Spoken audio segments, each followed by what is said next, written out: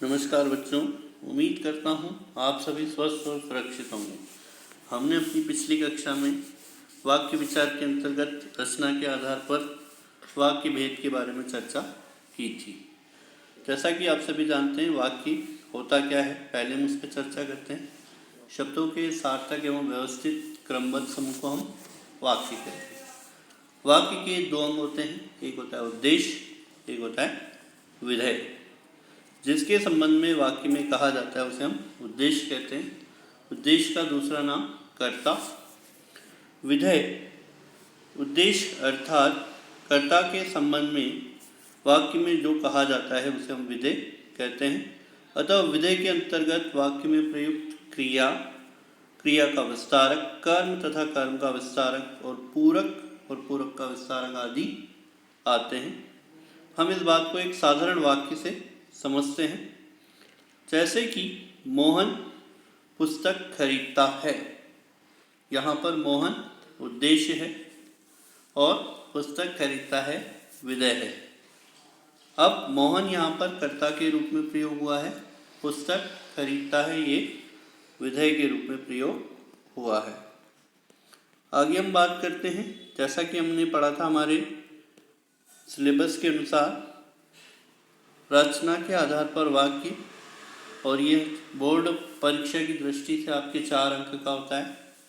जिसको कि हम बात करें, रचना के आधार पर वाक्य 3 प्रकार के होते हैं, सरल वाक्य, संयुक्त वाक्य और मिश्रित वाक्य। सरल वाक्य की अगर हम बात करें तो जिन वाक्य में एक ही क्रिया होती है और एक कर्ता होता है वे साधारण वाक्य कहलाते हैं, या जिन वाक्यों में एक उद्देश्य और एक विधेय होता है वे साधारण वाक्य कहलाते हैं।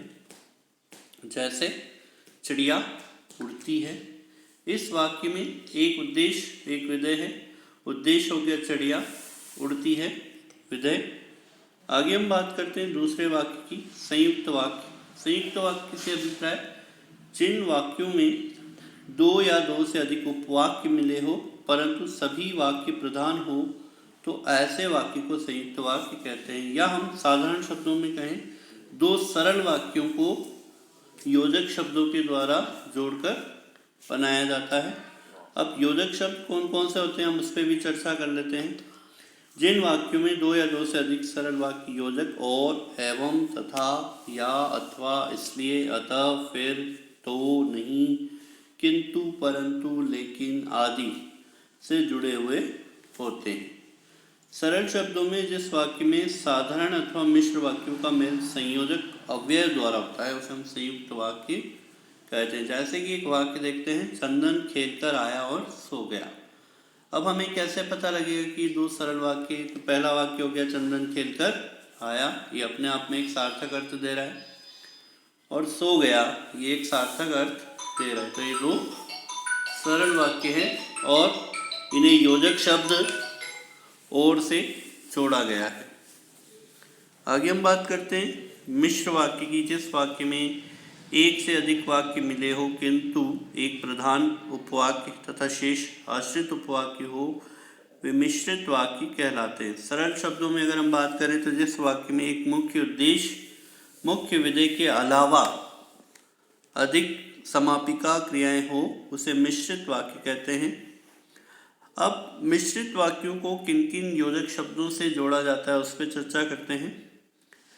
जैसे कि जो, क्योंकि, जितना, उतना, जैसा, वैसा, जब, तब, जहाँ, वहाँ, जिधर, उधर, अगर, यदि, तो, यद्यपि, तथापि आदि से मिश्रित मिले जुले हो उन्हें मिश्रित वाक्य कहते हैं। अब हमें यहाँ पर एक साधारण सी बात को ध्यान रखना है। कई बार हम असमंजस में पड़ जाते हैं कि संयुक्त वाक्य और मिश्रित वाक्य में, तो हमें जब भी संयुक्त और मिश्रित वाक्य के बारे में अंतर करना हो तो हमें ये याद रखना है कि संयुक्त वाक्य में तो 2 सरल वाक्य होते हैं और वो योजक से जुड़े हुए होते हैं, जबकि मिश्रित वाक्य में एक वाक्य प्रधान और एक आश्रित होता है। जैसे कि यदि अधिक दौड़ोगे तो थक जाओगे। अब यहाँ पर यदि और तो क्या है, योजक। पहला वाक्य हो गया यदि अधिक दौड़ोगे, तो ये तो हो गया प्रधान वाक्य, और आश्रित हो गया तो थक जाओगे। अब हम बात कर लेते हैं उपवाक्य की। अब हमने जैसा कि पढ़ा कि मिश्रित वाक्य में एक प्रधान और दूसरा आश्रित उपवाक्य होता है, तो हमें उपवाक्य के बारे में भी पता होना चाहिए कि उपवाक्य होता क्या है। ऐसा पद समूह जिसका अपना अर्थ हो, जो एक वाक्य का भाग हो, जिसमें एक उद्देश्य और विधेय हो, वह उपवाक्य कहलाता है। उपवाक्यों के आरंभ में अधिकतर की, जिससे, ताकि, जो, जितना, ज्यों, त्यों, चूंकि, क्योंकि, यदि, यद्यपि, जब, जहाँ इत्यादि होते हैं। अब उपवाक्य के बारे में बात करते हैं। उपवाक्य के 3 भेद होते हैं: संज्ञा उपवाक्य, विशेषण उपवाक्य और क्रिया विशेषण उपवाक्य। जो आश्रित उपवाक्य संज्ञा की तरह व्यवहार करता हो, उसे संज्ञा उपवाक्य कहते हैं। या दूसरे शब्दों में, जो गौण उपवाक्य प्रधान उपवाक्य का उद्देश्य कर्म या पूरक बनकर संज्ञा अथवा सर्वनाम के स्थान पर प्रयुक्त हो, वह संज्ञा उपवाक्य कहलाता है। यह कर्म सकर्मक और अकर्मक क्रिया का काम करता है, जैसे संज्ञा करती है। संज्ञा उपवाक्य की पहचान है कि इस उपवाक्य के पूर्व में की का प्रयोग होता है। जैसे राम ने कहा कि मैं पढ़ूंगा, यहाँ मैं पढ़ूंगा तो संज्ञा उपवाक्य है। मैं नहीं जानता कि वह कहाँ है, इस वाक्य में यहाँ ये संज्ञा उपवाक्य है। इससे पहचानने के लिए साधारण सा तरीका है, इन वाक्यों में कर्ता के बाद में की का प्रयोग किया जाता है, वहाँ पर वे संज्ञा उपवाक्य होते हैं। दूसरा होता है विशेषण उपवाक्य। तो विशेषण की अगर हम बात करें, जो संज्ञा और सर्वनाम की विशेषता के बारे में बताते हैं, उसे हम विशेषण कहते हैं। तो विशेषण उपवाक्य जो आश्रित उपवाक्य विशेषण की तरह व्यवहार करता है, उसे विशेषण उपवाक्य कहते हैं। दूसरे शब्दों में, जो गौण उपवाक्य प्रधान उपवाक्य संज्ञा सर्वनाम या संज्ञा पदबंध की विशेषता बताए, यह विशेषण उपवाक्य कहलाता है। जैसे वह आदमी जो कल आया था आज भी आया है, यहाँ जो कल आया था वह विशेषण उपवाक्य, क्योंकि उस व्यक्ति के बारे में बात की जा रही है जो विशेषण के रूप में प्रयोग किया गया है। तीसरा होता है क्रिया विशेषण उपवाक्य। जैसा कि इस शब्द को अगर हम टुकड़े करें तो 3 टुकड़े होते हैं, क्रिया, विशेषण और उपवाक्य। तो क्रिया जिस शब्द से किसी कार्य के होने का बोध होता है उसे क्रिया, विशेषण जो संज्ञा सर्वनाम की विशेषता बताता है, और उपवाक्य। तो यहाँ पर अगर हम बात करें तो जो उपवाक्य क्रिया विशेषण की तरह व्यवहार करता है, उसे क्रिया विशेषण उपवाक्य कहते हैं।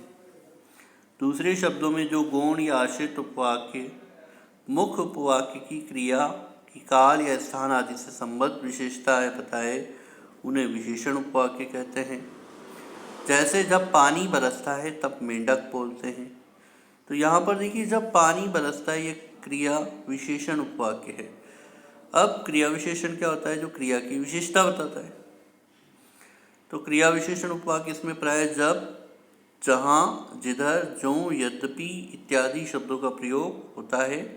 इसके द्वारा समय, स्थान, कारण, उद्देश्य, फल, अवस्था, समानता, मात्रा आदि का बोध होता है। तो जैसा कि आज हमने पढ़ा मिश्रित वाक्य, मिश्रित वाक्य के अंदर उपवाक्य होते हैं और वह 3, पहला होता है संज्ञा उपवाक्य, दूसरा होता है विशेषण उपवाक्य और तीसरा होता है क्रिया विशेषण उपवाक्य। अब हम बात करते हैं रचना के आधार पर सरल वाक्य का रूपांतरण, क्योंकि आपके परीक्षा में एक प्रश्न आता है जिसके अंदर आपको एक वाक्य दिया जाएगा, जैसे सरल में दिया है तो संयुक्त में, या संयुक्त में दिया है तो मिश्रित में आपको परिवर्तित करना आना चाहिए। तो आज हम बात करते हैं सरल वाक्य से संयुक्त में। सरल वाक्य, राधा नाचती गाती है। तो देखो, राधा यहाँ पर क्या है? उद्देश्य, और नाचती गाती क्या है? विधेय। तो ये हो गया एक साधारण वाक्य या सरल वाक्य। अब हमें इसे बदलना है संयुक्त में। तो संयुक्त में बदलना है तो हमारे पास 2 सरल वाक्य होने चाहिए और दोनों को योजक शब्द से जोड़ना आना चाहिए। तो जैसे हमने लिखा, राधा नाचती है और गाती है। तो देखो, राधा नाचती है ये एक वाक्य हो रहा है और गाती है एक वाक्य हो रहा है। तो 2 सरल वाक्य हो गए और दोनों को हमने योजक शब्द और से जोड़ दिया, तो वाक्य बन गया राधा नाचती और गाती है। दूसरा वाक्य देखते हैं, मोहन हंसकर बोला। अब देखो ये सरल वाक्य, मोहन हो गया उद्देश्य, हंसकर बोला विधेय। तो साधारण वाक्य की पहचान तो यही होती है जहाँ पर एक उद्देश्य और एक विधेय होता है। तो जैसे अब इसे संयुक्त में बदलना है, मोहन हंसा और बोला। आगे बात करते हैं सरल वाक्य में, तुम पढ़कर सो जाना। अब इसे संयुक्त में बदलना है, तुम पढ़ना और सो जाना। सरल वाक्य एक और देखते हैं, अंकित की कलम छूटकर गिर गई। अब इसे संयुक्त में बदलना है, अंकित की कलम छूटी और गिर गई। तो इससे आप समझ पाए कि सरल से संयुक्त में कैसे बदलते हैं। आगे देखते हैं दूसरा, सरल वाक्य से मिश्र वाक्य में बदलना। सरल वाक्य में राधा नाचती गाती है, देखो वही वाक्य सरल हमने वापस ले लिया, अब इसे मिश्र में बदलता है। जो नाचती गाती है वह राधा है। अब देखो जो दे दिया तो जो से मतलब यहाँ पर हो गया ये विशेषण उपवाक्य, और वह राधा है तो वाक्य में बदल गया ये, और पहला वाक्य प्रधान हो गया और दूसरा आश्रित। सरल वाक्य में देखो दूसरा वापस देखते हैं, वही मोहन हंसकर बोला, इसको बदलना है, वह मोहन है जो हंसकर बोला, ये विशेषता की बात कर रहे हैं यहाँ पे। फिर तुम पढ़कर सो जाना, जब तुम पढ़ लोगे तब सो जाना, जब और तब का प्रयोग किया गया इसमें, तो ये हो गया क्रिया विशेषण। आगे देखिए, अंकित की कलम छूटकर गिर गई, जो कलम अंकित से छूटी वह गिर गई। आगे देखते हैं रचना के आधार पर संयुक्त वाक्य का रूपांतरण। अब संयुक्त से सरल कैसे बनाएंगे। देखो पहला वाक्य है, सभी लिख चुके हैं लेकिन सर्जिता अभी तक लिख रही है।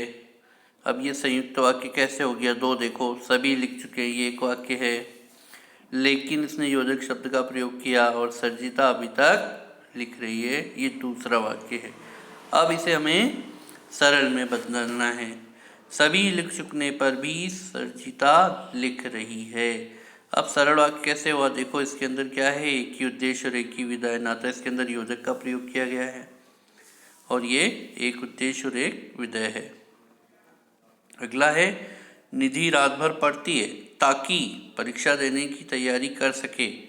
अब देखिए यहाँ पर निधि रात भर पढ़कर परीक्षा देने की तैयारी करती है। अगला है, अभिलाषा ने रोना शुरू किया और बेहोश हो गई। अभिलाषा रोते हुए बेहोश हो गई, ये सरल वाक्य हो गया। आज के लिए इतना ही, धन्यवाद, आपका दिन शुभ।